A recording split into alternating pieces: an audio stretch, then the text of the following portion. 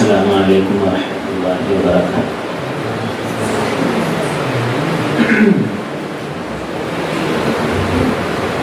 نحمدہ ونصلی علی رسولہ الکریم، اما بعد۔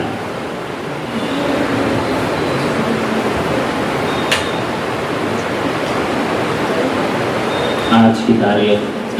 15 اگست آزادی کے طور پر ہمارے پورے ملک میں جوش و خروش کے ساتھ منائی جا رہی ہے اور منانا چاہیے، اور اس کا اظہار بھی ہونا چاہیے، اور حقیقی طور پر اظہار، حقیقی طور پر خوشی اسی وقت ہو سکتی ہے جب ہم اس کا پس منظر اور ان لوگوں کی قربانیاں اور انگریز کو بھگانے کی جو کوشش ان لوگوں نے کی ہے، اگر وہ ہمارے سامنے آ جائے تو اس سے دو سبق ملتے ہیں۔ پہلا سبق یہ کہ ہمیں اپنے ملک کو بچانا ہے، چاہے ہماری جان چلی جائے۔ اپنے ملک کو بچانا ہے چاہے ہماری جان چلی جائے، اور دشمن کو بھگانا ہے اگرچہ کہ اس کے لیے بھی ہماری جان چلی جائے۔ تو اس لیے ہم اپنے اکابر کا تذکرہ اور جنگ آزادی کا پس منظر اور کن لوگوں نے کیا قربانیاں دی تھی، اس سے متعلق چند باتیں آپ حضرات کے سامنے گوش گزار کرنا ہے۔ 1857 میں انگریزوں کے خلاف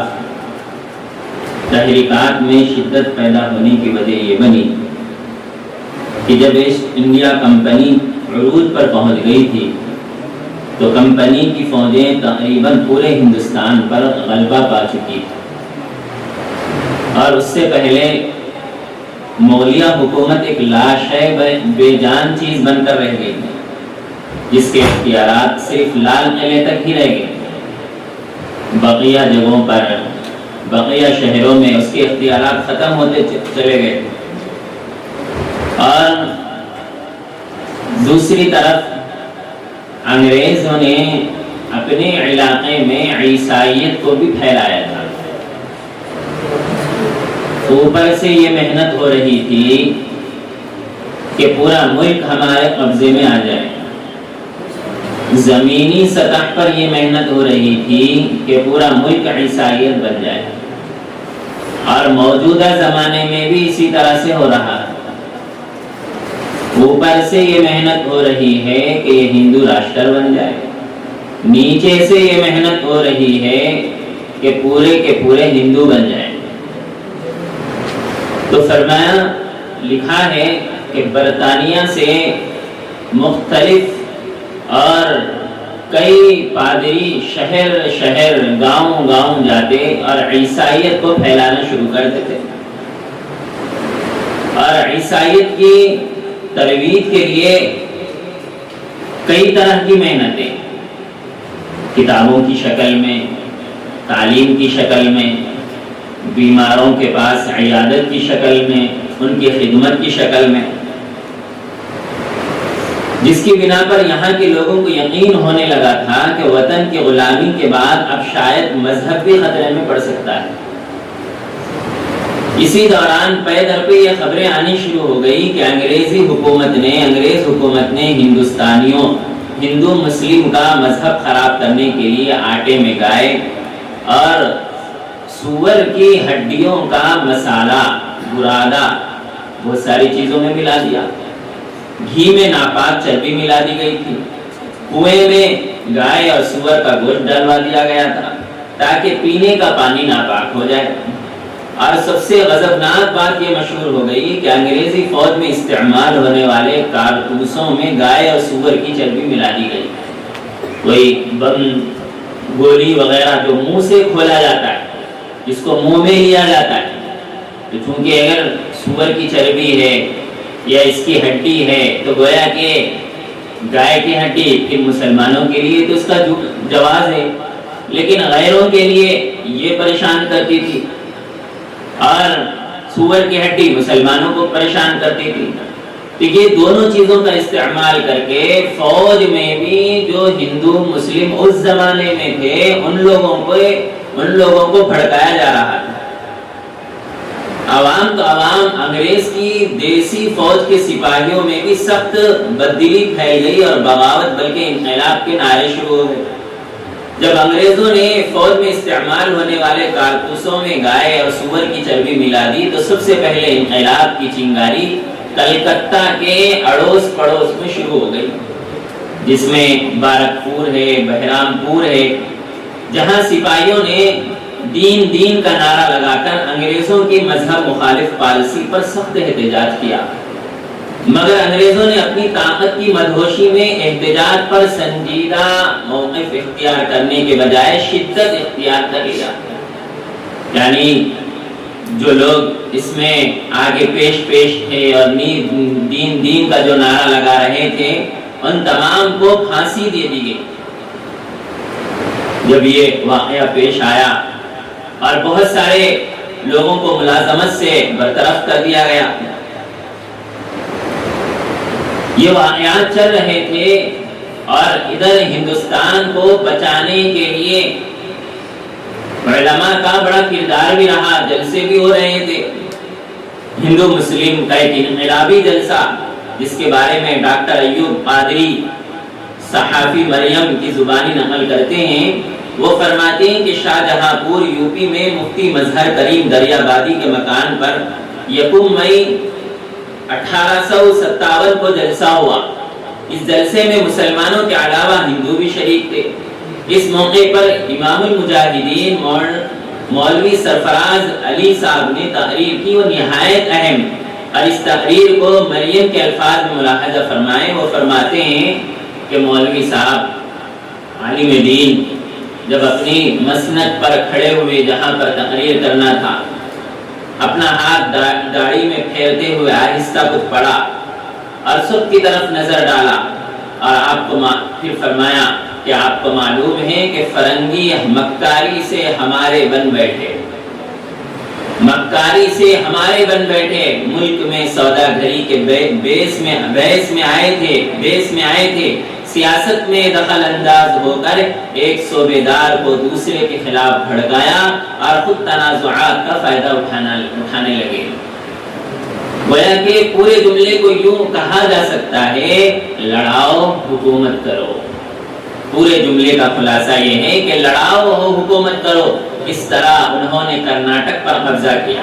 اور ہم سب جانتے ہیں کہ جس عیاری سے انہوں نے کلکتے کو دارالسلطنت بنایا، کبھی مکاری سے، کبھی خوشامدی سے، کبھی دونوں سے بادشاہ وقت پر اثر ڈالا، بنگال کی صوبے داری کی مسند لے لی، پھر میسور پر حکومت حاصل کر لی، مرکزی ہندوستان کے سبزہ زاروں پر قبضہ جمایا۔ پھر آگے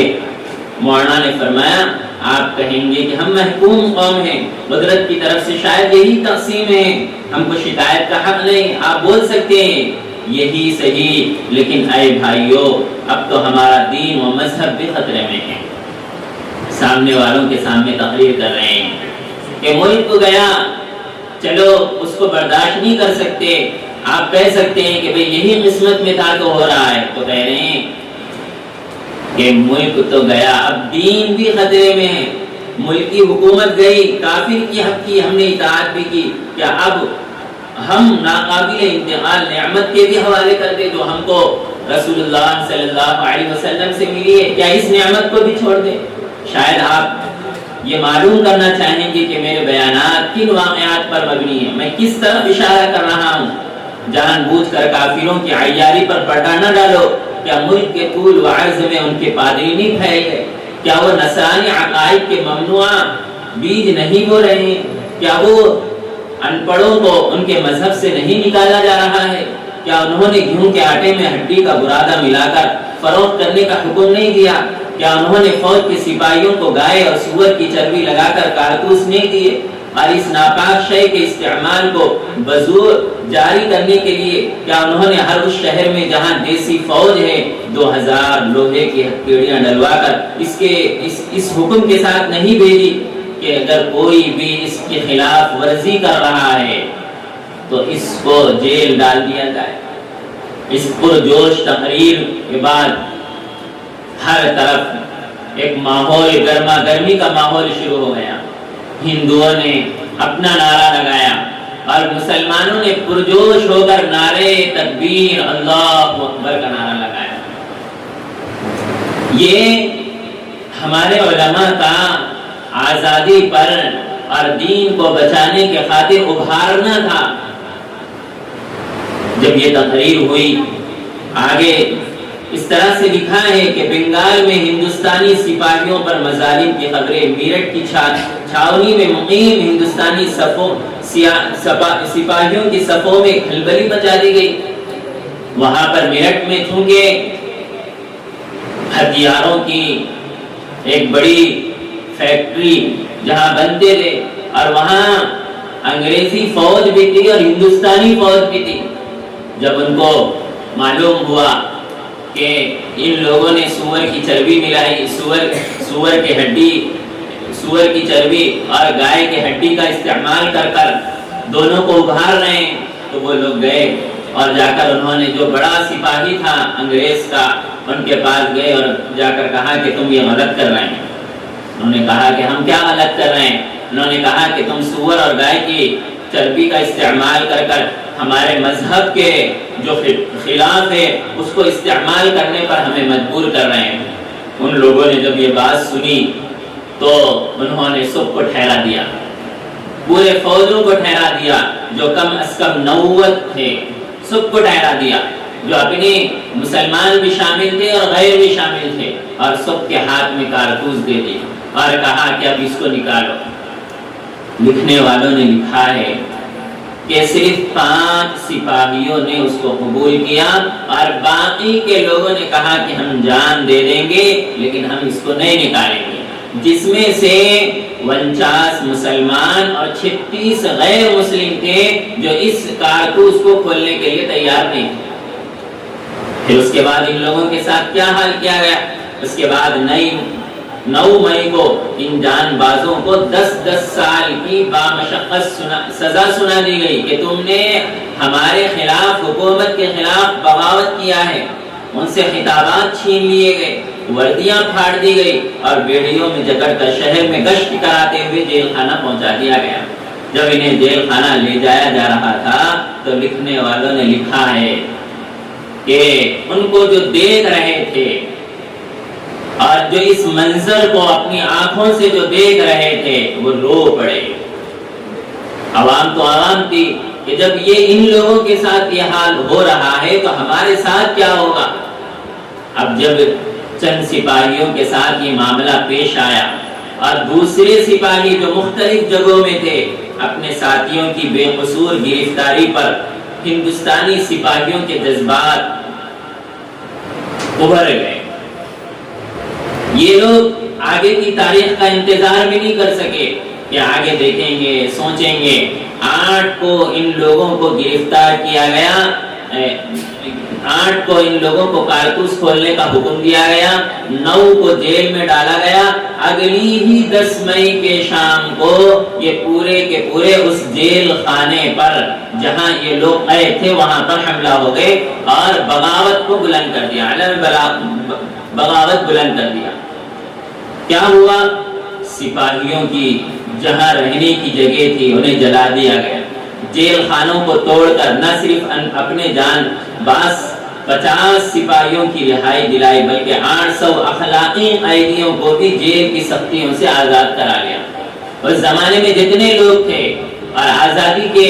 بارے میں جو لڑ رہے تھے، انگریز کو بھگانے کی جو کوشش کر رہے تھے، سب کے سب کو راتوں رات جیل خانوں سے نکالا. راتوں رات اپنے ہتھیاروں سمیت سفر کر کے 11 مئی کو دارالسلطنت دہلی کے دروازے پر پہنچ گئے. اور راستے کی چوکیوں کو آگ لگاتے ہوئے بلا کسی مزاحمت کے لال قلعے میں داخل ہو کر مغلیہ حکومت کے آخری فرما روا بہادر شاہ ظفر کے خدمت میں حاضر ہو گئے۔ اس لیے کہ عام ہندوستانی رعایا کے جذبات کا خیال کرتے ہوئے اس وقت بہادر شاہ ظفر سے زیادہ کوئی شخصیت ایسی نہیں تھی جسے اس تحریک کا قائد اور سپہ سالار بنا جا سکے۔ معلوم ہوا کہ ہمارے مسلم بادشاہ جن کی آج تاریخ مٹائی جا رہی ہے، نصاب سے ختم کی جا رہی ہے، فلموں میں ان کی تاریخ کو مسخ کر کر اور ان کو ظالم بنا کر پیش کیا جا رہا ہے، اور جنگ آزادی کے موقع پر ان کا نام لینا گوارا نہیں کیا جا رہا ہے کہ ان کا نام لیا جائے۔ لیکن جس زمانے میں یہ بادشاہیں تھیں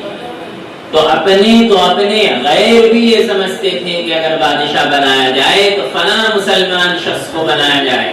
بہادر شاہ ظفر کو بنایا جائے، ٹیپو سلطان کو مانا جائے۔ جب انہوں نے بہادر شاہ ظفر کے پاس پہنچے اور انہوں نے تمام قصہ سنایا تو اس کے جواب میں بادشاہ نے کہا کہ مجھے بادشاہ کون کہتا ہے، میں تو فقیر ہوں،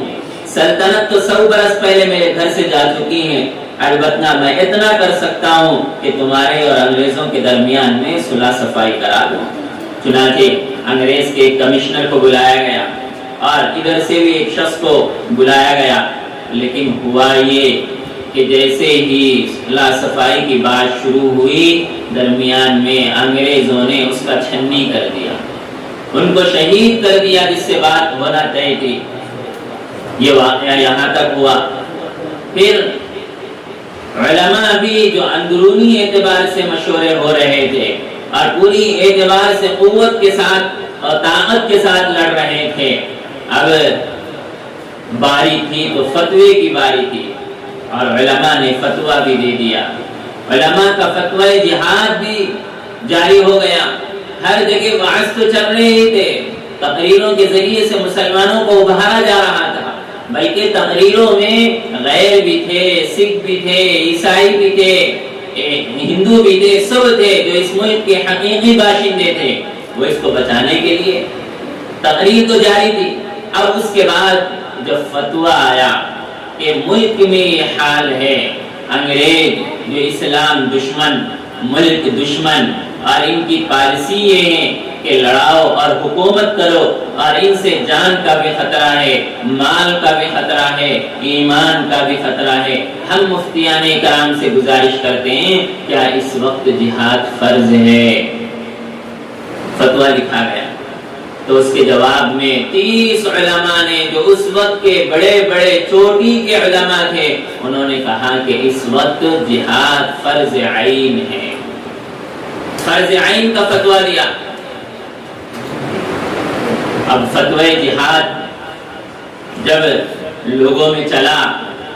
یا اس کی اطلاع ہر جگہ جب پہنچی تو پھر چھوٹا سا چھوٹا مسلمان، یعنی جس کے دل میں ذرہ بھی ایمان کی اور اپنے ملک کی محبت تھی، وہ نکل پڑا اور انگریزوں کے خلاف ہو گیا۔ لکھا ہے کہ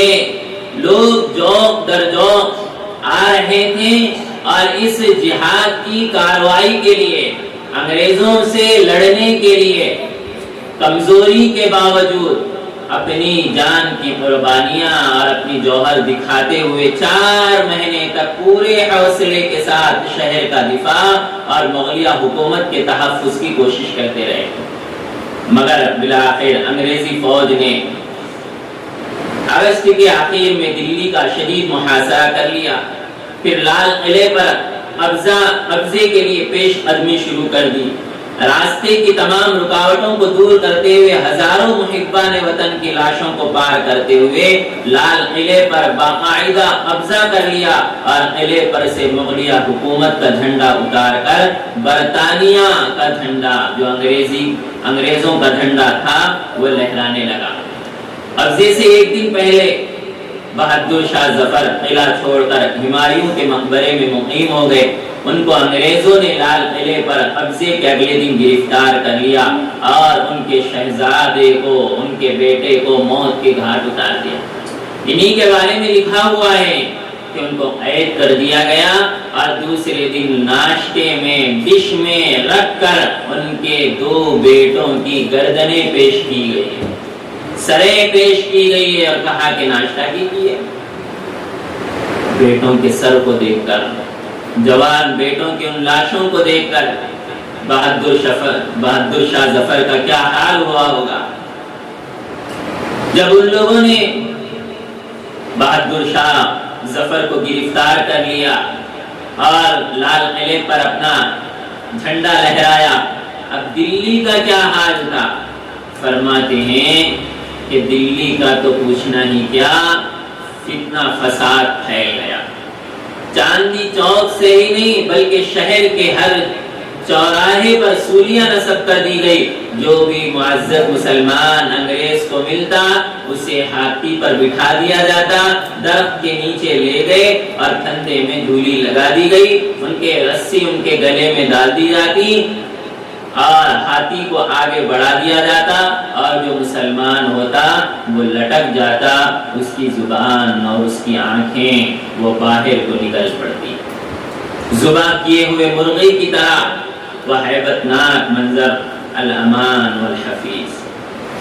انگریز عورت نے اپنی ڈائری میں لکھا ہے، بسا اوقات ان پھانسیوں پر لٹک جانے والوں کی لاشیں تڑپ تڑپ کر انگریزی عدد 8 کی طرح بن جاتے ہیں کہ پاؤں پورے اکڑ گئے، ہاتھ پورے اکڑ گئے اور سر کا تو بہت برا حال ہے۔ اور کبھی یہ وحشتناک طریقہ اختیار کیا جاتا کہ کسی معزز مسلمان کو توپ خانے کے دہانے پر رسیوں سے باندھ کر توپ ڈال دی جاتی، جس سے پورے جسم کا ایک ایک پرزہ بکھر جاتا۔ یہ مسلمانوں کا حال تھا، یہ علماء کی قربانیاں تھی۔ ایک ہندو مورخ نے لکھا ہے، ایک اندازے کے مطابق 1857 میں 5 لاکھ مسلمانوں کو پھانسی دی گئی تھی۔ اکابر دیوبند کو اللہ جزائے خیر دے کہ وہ لوگ جہاں پر فتوے کا کام کر رہے ہیں، وہ لوگ جہاں پر نیچی زمینی سطح پر جب غیر انگریز عیسائیت کو پھیلانے کی کوشش میں لگا ہوا تھا، وہیں ہمارے اکابر مدارس کا جال ڈالنا شروع کر دیے۔ اوپر سے انگریزوں سے لڑ رہے ہیں اور نیچے سے مدارس کا جال ڈال کر مسلمانوں کو اور مسلمانوں کے بچوں کو بچانے کی فکر لاحق ہو گئی۔ جنگ آزادی میں مسلمان شامل تھے ہی، بلکہ کسی نے کیا خوب کہا ہے، غیروں کا اس جنگ آزادی میں پسینہ بہا ہے اور مسلمانوں کا اس میں خون بہا ہے۔ غیروں کا اس جنگ آزادی میں پسینہ بہا ہے اور مسلمانوں کا اس میں خون بہا ہے۔ جنگ آزادی کے موقع پر جس وقت میرٹھ میں انگریزی فوج کے سپاہیوں نے بغاوت بلند کیا تھا، اس وقت سہارنپور تھانہ بھون کے اطراف میں بھی اس طرح کے واقعات اور سنائی دینے لگے، لیکن ایک واقعے کے تحت علماء اور دوسرے لوگ مضبوطی سے تھم گئے۔ واقعہ یہ ہوا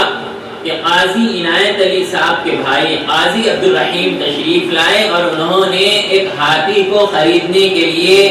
کسی مقام پر گئے۔ انگریز کو جب خبر پہنچی کہ عبدالرحیم صاحب ہاتھی کو خریدنے کے لیے فلاں جگہ پر جا رہے ہیں، اور اس زمانے میں ہاتھی بڑی طاقتور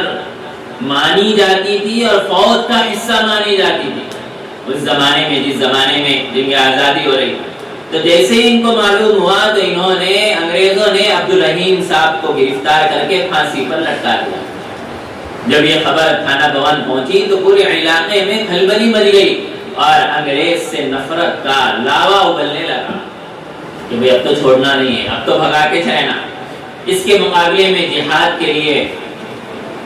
قاسم نانوتوی رحمۃ اللہ علیہ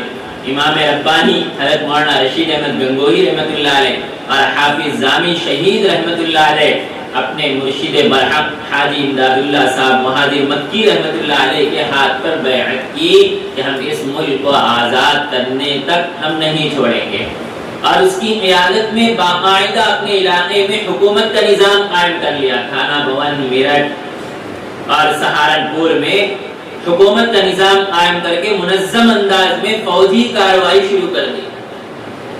اب جب بیعت ہو گئی، اب کیا کرنا ہے، اس کو کیا بنانا ہے، تو فرمایا کہ حاجی امداد اللہ صاحب مہاجر مکی رحمۃ اللہ علیہ کو امام مقرر کیا گیا، قاسم نانوتوی رحمۃ اللہ علیہ کو سپہ سالار مقرر کیا گیا، فوج کا ذمہ دار مقرر کیا گیا، رشید احمد گنگوہی رحمۃ اللہ علیہ کو قاضی بنایا گیا، مولانا محمد منیر صاحب نانوتی رحمۃ اللہ علیہ اور حافظ زامن صاحب رحمۃ اللہ علیہ کو بازو کا افسر بنایا گیا کہ آپ ادھر ٹھہریں گے، آپ ادھر ٹھہریں گے، اب ان لوگوں کی حفاظت کریں گے۔ اس نظام کے بعد لوگ تمام کے تمام ان کے ساتھ ہونا شروع ہو گئے، جو درجوں ان کے ساتھ ہو گئے اور ان پر اعتماد کرتے ہوئے ان حضرات کا مکمل ساتھ دیا، جس کے نتیجے میں مجاہدین ہزاروں کی تعداد میں جمع ہو گئے اور تھانہ بھون اور اطراف میں حکومت قائم کر لی گئی۔ اور اس زمانے میں جو انگریز کے ماتحت وہاں کام کر رہے تھے، حکام تھے، ان سب کو نکال کر بھگا دیا، کہا کہ یہ علاقہ اسلامی حکومت کا علاقہ ہے، اتنا علاقہ تو اسلامی حکومت کا ہے۔ اب امام بنا دیے گئے، فوجی کے افسر بنا دیے گئے، قاضی بنا دیے گئے، مگر ہتھیار زیادہ نہیں تھے، بندوقیں تھی اور چاقویں وغیرہ اس زمانے میں جو جہاد کے لیے استعمال کی جاتی تھی وہ تھی، لیکن توپ نہیں تھا، توپ کی ضرورت تھی۔ معلوم ہوا کہ سہارنپور سے شاملی کی طرف ایک بڑی پلٹن توپ وغیرہ کی جا رہی ہے، اور اس کو اگر کوشش کی جائے تو ہم اس کو لے سکتے ہیں اور اس کا قبضہ کر سکتے ہیں۔ فرمایا کہ رات کو یہیں سے گزرے گی۔ تو رشید احمد گنگوہی رحمۃ اللہ علیہ نے پلان بنایا، فرمایا کہ میرے ساتھ 40 افراد ہو جائے، 30-40 مجاہدین ہو جائے۔ حاجی امداد اللہ صاحب کو افسر مقرر کیا گیا، اور آپ اپنے ماتحتوں کو لے کر باغ میں چھپ گئے جہاں سے وہ گزرنے والے تھے۔ جیسے ہی رات میں وہاں پر آئے تو یہ لوگ جو وہاں پر چھپے ہوئے تھے اور جو انگریز اس توپ کو لے کر جا رہے تھے، انہوں نے بندوقوں سے، گولیوں سے حملہ شروع کر دیا۔ جیسے ہی حملہ شروع کیا تو رات کی تاریکی بھی تھی اور کھیت وغیرہ بھی تھا، تو انگریزوں نے سوچا کہ پتہ نہیں کتنے لوگ ہیں، اس لیے اس کو وہیں چھوڑ کر وہ بھاگ گئے۔ تو اس کی وجہ سے ایک بڑی کامیابی ملی اور توپ ہمارے ہاتھ میں آیا۔ اب جب یہ منظر توپ آیا تو ہر جگہ ان لوگوں کی ہمت افزائی اور ہر جگہ ان کی دانش مندی کے چرچے شروع ہو گئے، اور ادھر دہلی میں اپنا جھنڈا گاڑنے کے بعد اور فتنہ اور فساد پورا چل ہی رہا تھا، جب انگریزوں کو یہ خبر پہنچی تو یہ لوگ ادھر بھی متوجہ ہوئے۔ میرٹھ، تھانہ بھون، دیوبند وغیرہ میں بھی متوجہ ہوئے، اور ادھر ان لوگوں کو قبضہ کرنے اور ان لوگوں کی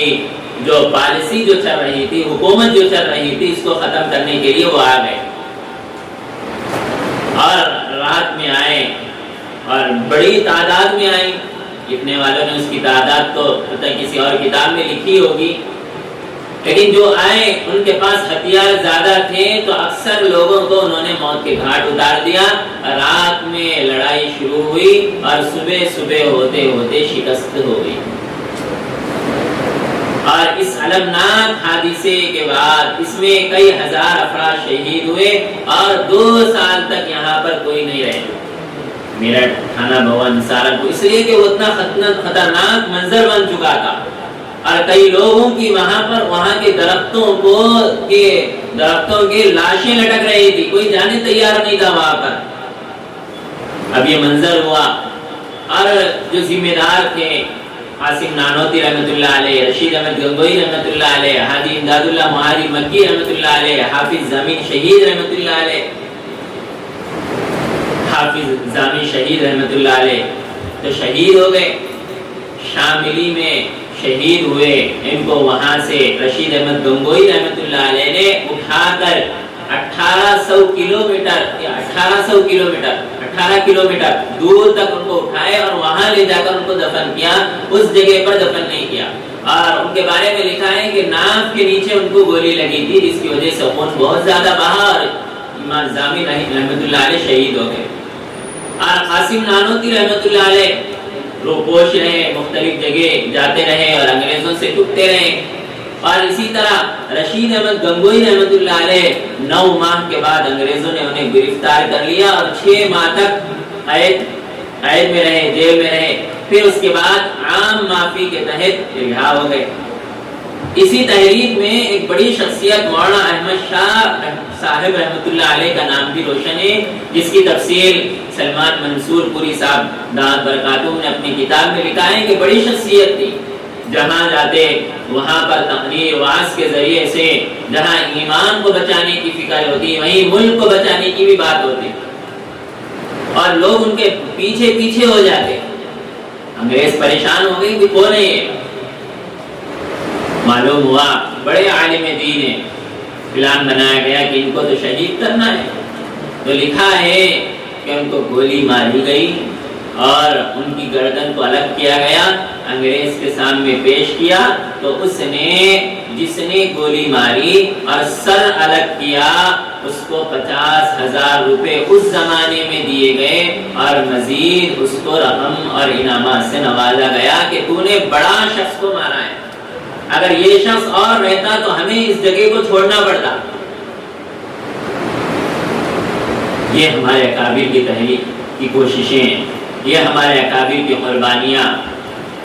پھر اس کے بعد ریشمی رومال کی تحریک، ہم پڑھنے کے اعتبار سے، بولنے کے اعتبار سے کم وقت میں مختصر خلاصے کے طور پر آپ حضرات کے سامنے جو پیش کیا جا رہا ہے بس خلاصہ ہے، وہ تو ایک چنگاری ہے، پڑھنا تو پڑے گا۔ پھر جب پڑھیں گے تو آپ کو معلوم ہوگا ہندوستان کے حالات، ہندوستان کی قربانیاں، علماء کی قربانیاں، مسلمانوں کی قربانیاں۔ تحریک ریشمی رومال شروع ہوئی، شیخ الہند رحمۃ اللہ علیہ نے اس کی شروعات کی، اور بقول مولانا عبید اللہ سندھی رحمۃ اللہ علیہ نے فرماتے ہیں کہ شیخ الہند کو جو کچھ ضروری سمجھا جاتا وہ ریشمی کپڑے کے 3 ٹکڑوں میں خط لکھ کر 9 جولائی 1916 کو عبدالحق کو دیا اور ان کو ہدایت کر دی کہ یہ خطوط شیخ عبدالرحیم سندھی رحمۃ اللہ علیہ کو پہنچا دیں۔ اس میں چونکہ جو کپڑا تھا وہ ریشم کا تھا اور ان میں جو تحریریں تھی تو انگریز کو جب اطلاع ملی تو اسی وقت سے اس کا نام پڑ گیا ریشمی رومال۔ حسین احمد مدنی رحمۃ اللہ علیہ نے اپنی کتاب اسیر مالٹا جو انہوں نے اپنے استاد محترم شیخ الہند رحمۃ اللہ علیہ کے ساتھ جیل میں جو انہوں نے گزارے، اور اس سے پہلے ریشمی رومال کے جو واقعات ہیں وہ تمام کے تمام آپ نے اس میں ذکر کیے ہیں۔ بہرحال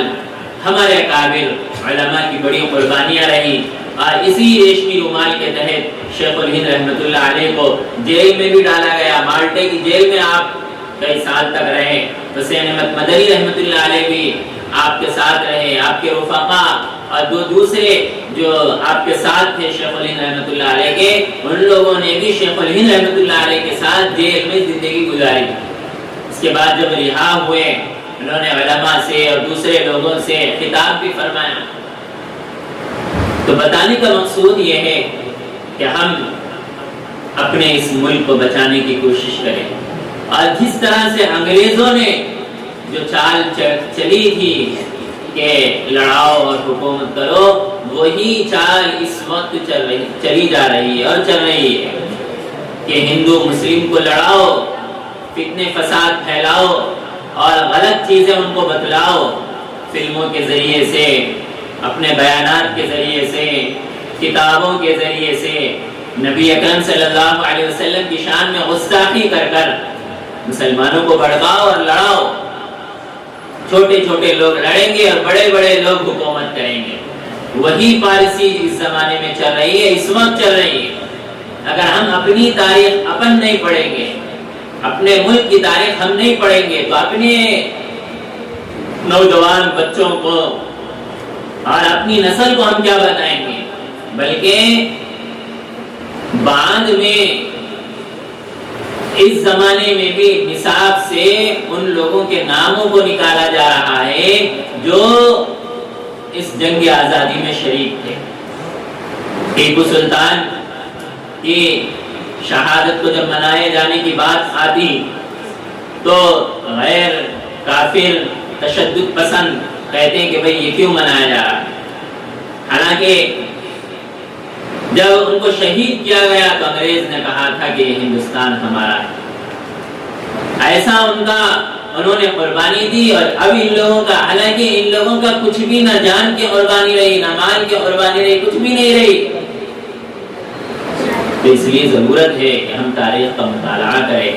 اپنے لوگوں کے سامنے ہندوستان کی تاریخ، آزادی کا پس منظر اور کس طرح سے قربانیاں دی گئی تھی وہ تمام کے تمام کا تذکرہ کرے اور کرتے رہیں۔ جہاں تک ہو سکا ہم ان کی قربانیوں کو ایسے موقع پر اور کبھی کبھار علماء کے کارناموں کو سامنے رکھ کر وہ اس طرح سے پروگرام بنا کر ہم اپنے اسکولز میں، کالج میں پڑھنے والے لڑکوں کو اور غیروں کے سامنے بھی اس کا تذکرہ کرے۔ اللہ سے دعا ہے کہ اللہ تعالیٰ اس ملک میں امن و امان قائم فرمائے، اور جو یہاں پر دینی تحریکیں چل رہی ہیں، جو اہل حق کی تحریکیں ہیں، اللہ ان کی تحریکوں کو اور ان کی محنتوں کو قبول فرمائے۔ آمین وآخر دعوانا الحمدللہ رب العالمین۔